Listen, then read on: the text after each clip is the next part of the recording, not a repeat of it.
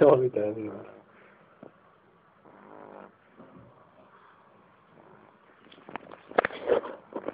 Sí, es lo que hablo.